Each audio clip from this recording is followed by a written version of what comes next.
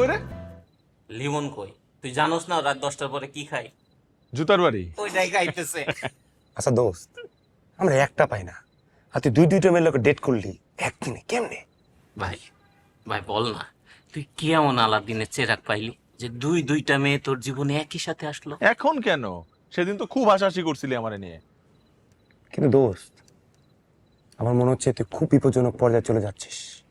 আরেকটু হলেই red line cross করবি। সেটা নিয়ে আমার সন্দেহ নাই, কারণ তোদের মতো বন্ধু বান্ধব থাকলে আমি বিপদেই পড়বো। আচ্ছা দোস্ত, রিমঝিম কি তোর প্রেমে পড়ছে? আর বলিস না, সারাক্ষণ ফোন দেয়, ফোন দিয়ে বিরক্ত বানায় ফেলায়। দেখা করো দেখা করো, শাড়ি পরে বের হবো, ছবি তুলি। ও কেমনে জানি জানতে পারছে আমি খুব ভালো ছবি তুলি। হাসোস কেন? হাসোস কেন? তোর ছবি তোলার যে হাত, রিমঝিমের রুচিবোধ নিয়ে এখন আমার সন্দেহ হইতেছে। তুমিও তো হাইসো না, সারা জীবন তো মেয়েদের নামে খোলা, ছেলেদের ফেক আইডির সাথে প্রেম করলা। দোস্ত, গুড্ডু আমারও একটা ফেকারের সাথে অনেকদিন প্রেম করছে। তোর চেয়ে ভালো আছি। তোর মতো তো সব ফ্রেন্ডদের ফ্রেন্ড লিস্টে ঢুকে মেয়েদেরকে ফ্রেন্ড রিকোয়েস্ট পাঠায় না। এই ঝগড়া করিস না।